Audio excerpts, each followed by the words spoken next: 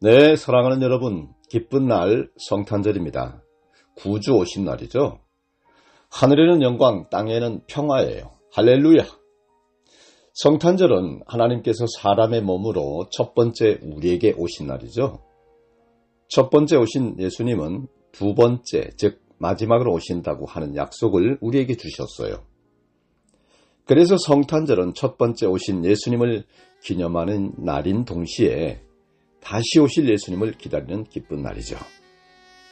뜬금없는 비상계엄 선포로 온 국민이 놀란 가슴이 되었던 2024년 크리스마스는 하나님께서 예수님을 통해 우리에게 주신 네 가지 은혜에 대해 초점을 맞추어 말씀을 선포하고자 합니다. 네 가지 절대 은혜는 희망, 사랑, 기쁨, 그리고 평화죠. 이 네 가지 덕목은 살아있는 모든 인생들에게 꼭 필요하지만 마치 귀한 보석처럼 좀처럼 얻기가 쉽지 않아요. 이렇듯 사람이 좀처럼 얻기 어려운 보석들을 하나님은 예수님 안에 담아서 우리에게 주셨지 않습니까? 특별히 이번 성탄절에는 하나님께서 예수님 안에 담아 우리에게 주신 이 보석들을 여러분들 모두 새롭게 발견하는 귀하고 복된 시간이 되시기를 축복합니다. 사랑하는 여러분, 성탄절 축복의 말씀이 하나님이신 것을 믿으시면 아멘 하시기 바랍니다. 저와 여러분이 오늘 은혜 나눌 말씀은 이사야서 9장 1절로 7절을 본문으로 한 날 위해 태어나신 아기입니다. 오늘 본문 이사야서의 저자는 선지자 이사야입니다. 이사야 선지자는 본문에서 희망을 노래하고 있어요. 그러나 여러분, 이사야 선지자가 처했던 당시 상황은 전혀 희망적이지 않았거든요. 오히려 완전 절망적이었어요. 그런데 왜 희망을 노래했을까요? 오늘 메시지의 주제인 희망에 대해 이해하기 위해서는 이사야 선지자가 살았던 시대 배경을 좀 더 세심하게 살펴볼 필요가 있습니다. 이사야는 유대 왕족 출신으로서 유대 왕궁에서 주로 활동했던 선지자로 잘 알려져 있죠. 그때가 대략 주전 8세기 중엽 BC 750년경이었는데요. 이때 이스라엘은 북이스라엘과 남유다로 분단되어 있었습니다. 북이스라엘은 경제적으로는 번영하고 있었지만 영적으로는 하나님을 완전히 떠나 우상 숭배가 만연해 있었던 때예요. 이에 북이스라엘에 대한 하나님의 심판은 이미 작정되어 있었습니다. 남유다의 상황도 만만치 않았어요. 이사야가 선지자로 부르심을 받던 해에 우시야 왕이 죽었으니까요. 이때의 우시야 왕을 우리 속담에 비유하자면 떡 쪄먹고 시루 엎은 왕이다 라고 표현할 정도의 왕이었는데요. 한마디로 그의 시작은 심히 창대했는데 끝은 완전 형편없이 미약했습니다. 젊을 땐 화려찬란했었는데 교만과 노욕에 빠져 말년이 비참해진 왕의 대표격인 왕으로 거론되는 우시야 왕은 무려 52년을 보좌에 있으면서 왕국을 그야말로 다 말아먹었다고 해도 과언이 아니니까요. 그랬으니 그가 죽었을 때 유대 왕국의 국력은 쪼그라들 대로 쪼그라들어 있었던 거죠. 이스라엘의 남북이 이러할 때 국제 정세는 날로 불리해져만 갔습니다. 당시의 강대국은 아수르였는데 아수르는 끊임없이 서쪽으로 영토를 넓혀가면서 북이스라엘과 남유다를 위협하고 있었고요. 이에 북이스라엘은 시리아와 시리아 에브라임 동맹이라고 하는 반아수르 동맹을 맺고 유다에게 동참을 요구했지만 유다는 이를 거부를 했어요. 그러자 시리아와 북이스라엘 동맹군이 유다를 침공했죠. 유다와의 전쟁에서 국력만 소모한 북이스라엘은 아수르의 침공을 받아 영토의 대부분을 빼앗겼다가 마침내 주전 722년에 완전히 망하게 됩니다. 여러분, 국가든 조직이든 가정이든 망할 때 보면요, 우습게 망해요. 조짐이 있고 징조가 있고 전조가 있고 그러다 어느 날 보면 와그르르 무너져 버려요. 만약 북한이 중국이나 러시아에 망했다고 한번 생각해 보십시오. 강대국 틈새에서 새우 등 터지는 거, 이거 이미 예견된 그림 아닌가요? 누구나 그렇게 말하지 않겠어요? 순망치한, 입술이 없으면 이가 시리다는 말처럼 북이스라엘이 망하면 남유다는 아수리의 위협에 그대로 노출되고 맙니다. 이사야 선지자는 이처럼 두 왕국의 격동기에 선지자의 사역을 감당했는데요. 운명적으로 이스라엘의 멸망이 시작되는 가장 어두운 시기에 하나님의 메시지를 전해야 했어요. 그의 주된 메시지는 바로 심판과 회복의 희망이었어요. 희망만이 한 줄기 삶의 빛이었으니까요. 그는 가장 어둡고 절망적인 상황 속에서 어떻게 희망을 보고 희망의 메시지를 전할 수 있었을까요? 어떻게 그 절망적인 상황 속에서도 희망을 노래할 수가 있었을까요? 1절은 오늘 본문의 서언과 같은 말씀인데요. 전에 고통받던 자들에게는 흑암이 없으리로다. 옛적에는 여호와께서 스불론 땅과 납달리 땅이 멸시를 당하게 하셨더니 후에는 해변길과 요단 저쪽 이방의 갈릴리를 영화롭게 하셨느니라 했습니다. 여기서 옛적에 해당하는 북이스라엘 백성들의 상태는 고통, 흑암, 멸시로 대변됩니다. 아스루 왕 디글랏발레셀 3세는 북이스라엘 땅을 합병하여 지중해로 나가는 길, 돌, 요단강 건너편 길르앗, 외국인이 살고 있는 갈릴리, 무깃도 등 세 개의 속주로 개편했습니다.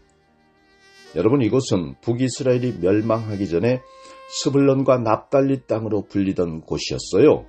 전쟁에서 지고 수많은 사람들이 죽임을 당하거나 포로로 끌려가고 점령군들이 들어와 지배하는 북이스라엘의 형편을 표현하기에 고통, 흑암, 멸시만큼 적절한 단어는 없었던 것 같습니다. 그런데 그 땅에서 고통과 흑암과 멸시가 사라지고 그 땅은 영화로운 땅으로 변하게 됩니다. 흑암에 행하던 백성들이 큰 빛을 보고 사명의 그늘진 땅에 거주하던 자들에게 빛이 비치게 됩니다. 어떻게 그런 일이 가능할까요? 주께서 그 나라 백성의 수를 많게 하시고 즐거움을 더하게 하셨는데요.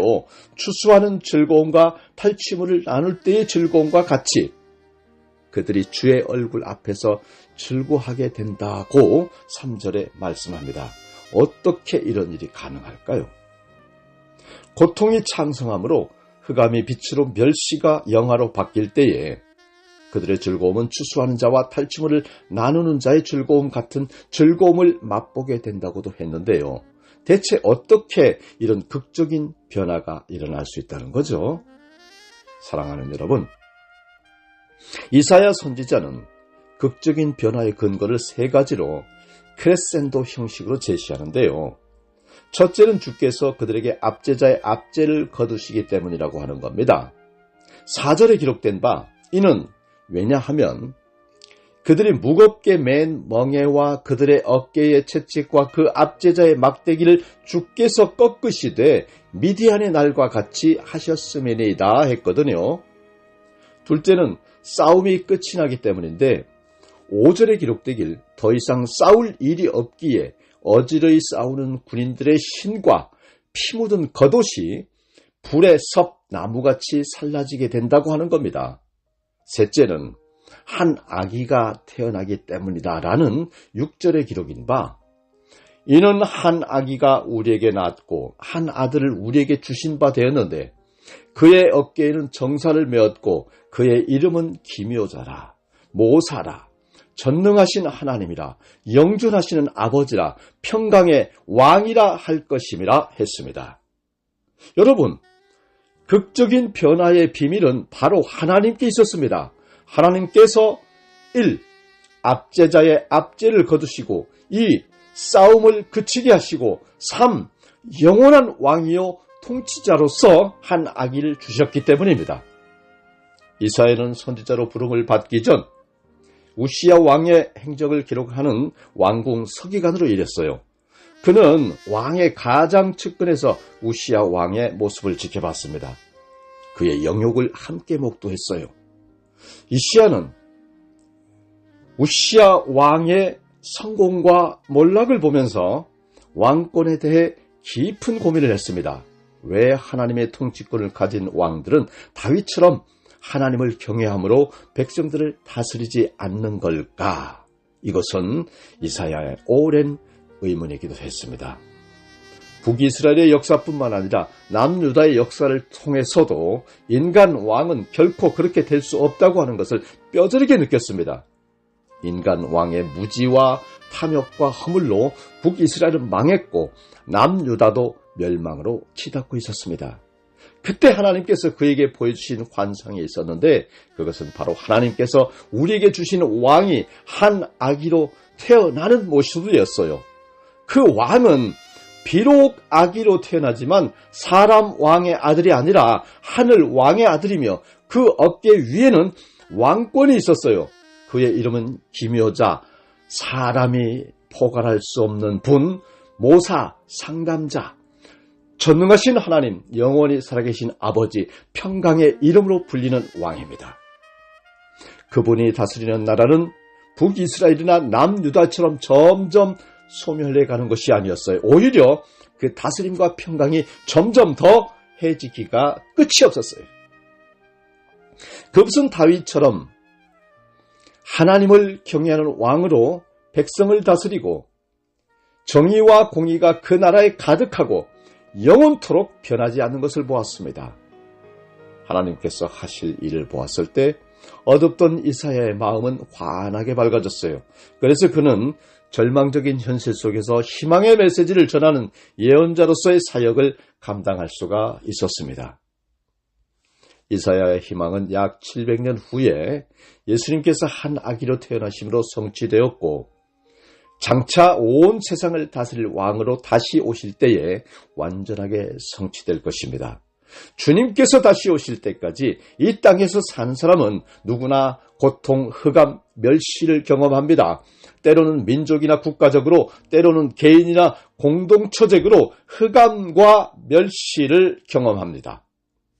생명을 가진 존재에게 질병은 필연적이듯이 빛이 비치는 곳에 어둠이 있듯이 희망을 가진 사람에게 절망은 누구에게나 친구처럼 다가옵니다. 희망이 없으면 절망도 없습니다. 우리가 절망하는 것은 무언가를 희망하기 때문에 오는 것입니다.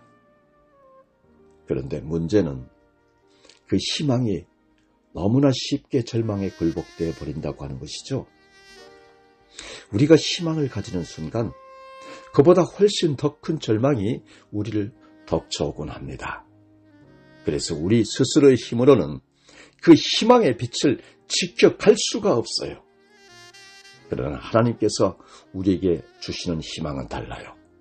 하나님께서 한 아들, 기이한 일을 이루시는 분, 상담자, 큰 능력을 행하시는 하나님, 영원히 계신 아버지, 그리고 평강으로 다스리는 왕으로서 우리에게 주신 예수님 안에 이 모든 희망이 담겨 있습니다. 하나님은 우리에게 기이한 일을 이루시는 분을 주셨기에 우리에게는 진짜 희망이 피어나고 있습니다. 하나님께서 우리에게 최고의 상담자를 주셨기에 우리에게는 영원히 꺼지지 않을 희망이 있어요. 하나님께서 우리에게 전능하신 분을 주셨기에 우리에게는 불에도 타지 않을 희망이 있어요. 하나님은 우리에게 영원한 생명을 주시는 아버지를 주셨기에 우리에게는 영원히 죽지 않을 희망이 있습니다. 하나님께서 우리에게 평화로 다스리는 왕을 주셨기에 우리에게는 화평과 평안과 희망이 있습니다. 오라토리오 메시아의 작곡가로 유명한 핸델은 사실 메시아를 작곡하기까지 매우 힘든 시기를 보냈다고 하죠. 독일에서 태어난 핸델은 음악가로 성공하기 위해 이탈리아를 거쳐 영국에 정착했으나 후원자가 교체되고 변덕이 심한 영국 시민들을 잘 다루지 못하여 공연을 할 때마다 손해를 입었다고 해요.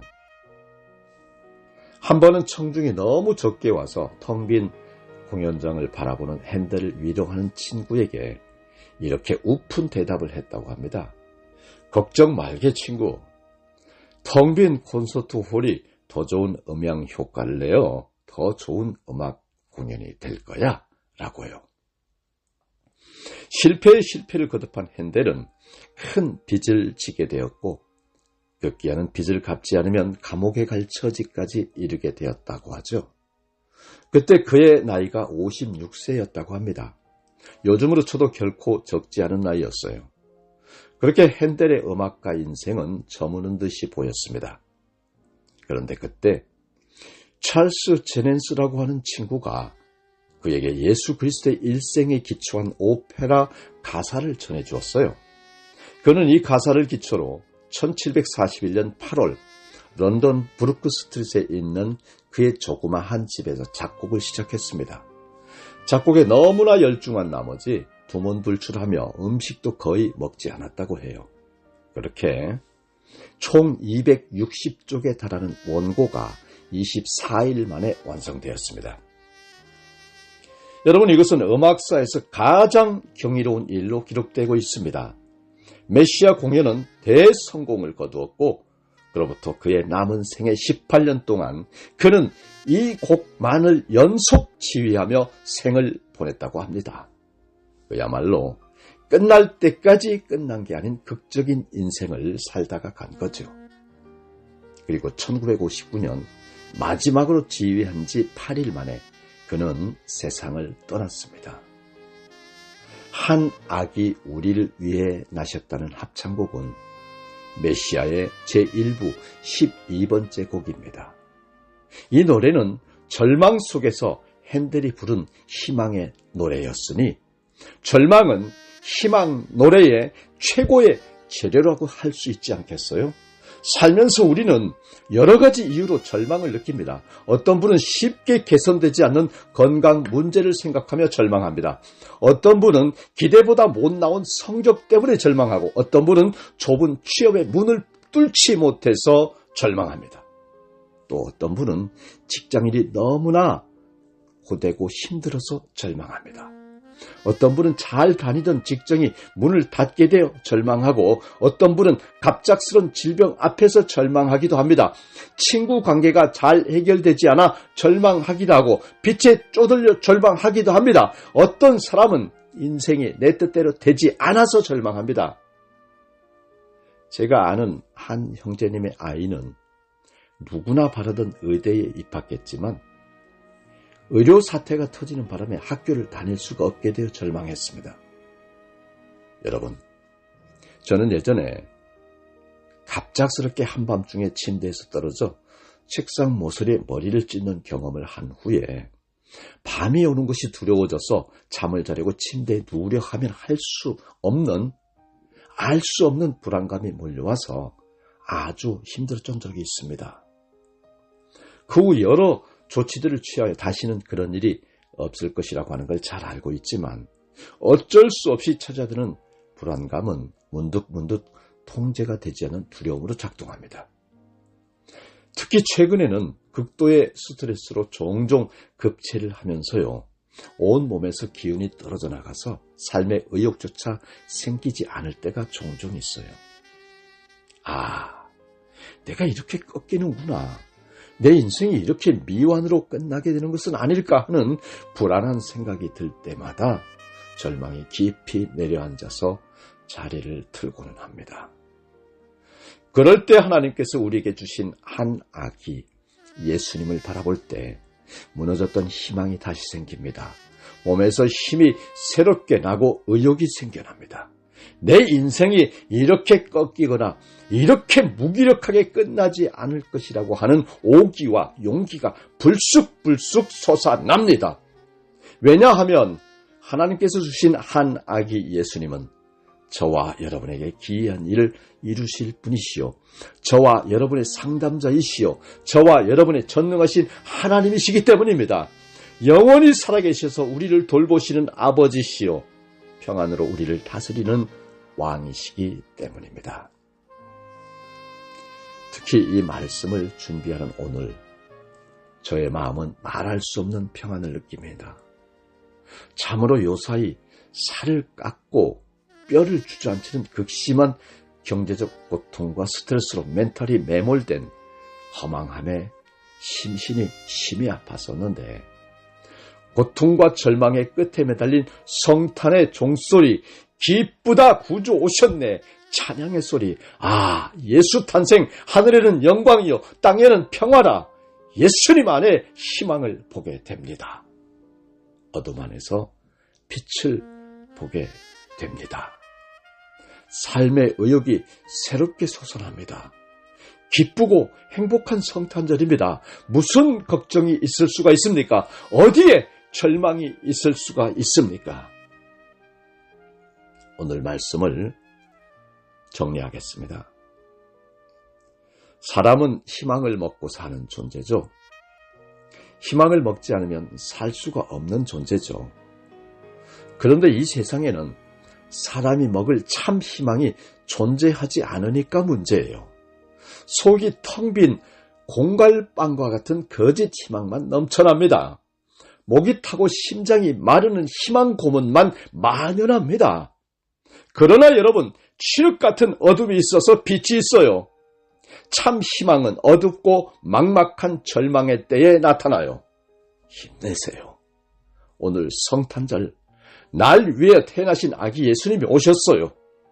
하나님께서 우리에게 주신 한 아기 예수 그리스도 안에 우리의 희망이 가득 담겨 있어요. 여러분, 하나님은 단 하나의 아들 예수 그리스도를 우리를 위해 내주실 만큼 우리를 사랑하십니다. 오늘 이 기쁜 성탄절날 우리를 위해 하나님이 이 땅에 보내주신 구세주 아기 예수님을 받은 사람은 누구든지 어떤 상황에서든지 희망을 노래할 수 있습니다. 이사야 선지자처럼, 헨델처럼 절망과 두려움을 이겨내고 빛이 될 수 있습니다.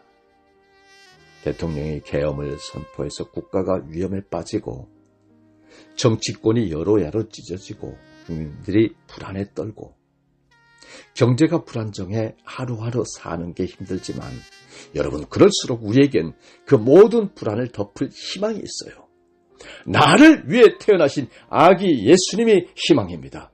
예수님이 계시기에 나의 미래는, 우리의 미래는 우리가 바라보고 걱정하고 우려하는 현실처럼 절대로 되지 않을 것입니다. 어려울 때, 힘들 때, 절망적일 때 우리는 늘 희망을 가집니다. 나를 위해 태어나신 아기 예수님이 계시기 때문입니다. 다 같이 기도하시겠습니다. 할렐루야! 기쁜 오는 성탄절, 아기 예수 탄생을 통한 좋으신 하나님 구원의 계획을 찬양하고 감사하고 영광 올립니다.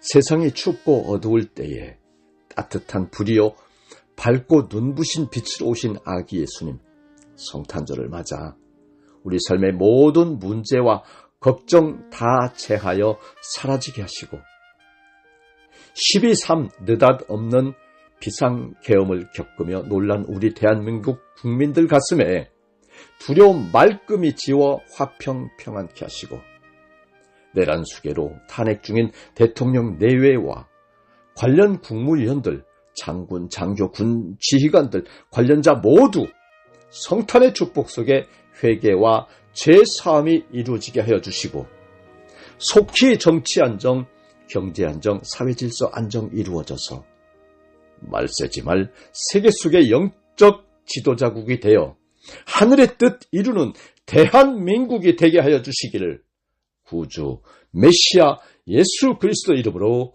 기도드립니다. 아멘.